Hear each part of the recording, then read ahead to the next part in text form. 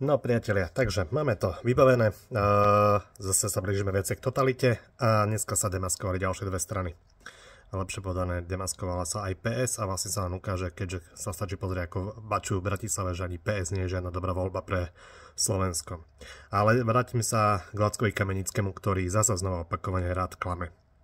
Prezentuje sa, že počas rozpráv, preto to zasekávajú, tie rozprávy napríklad ku konsolidácii, pretože opozícia nemá nič. No nie, Lacko.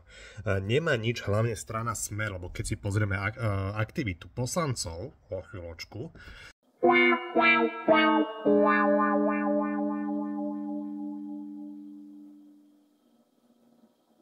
tak tam uvidíme, že strana Smer nemá v prvých 40 poslancoch, čo sa týka aktivity, žiadneho zástupcu, čo sa týka počtu návrhov zákonov.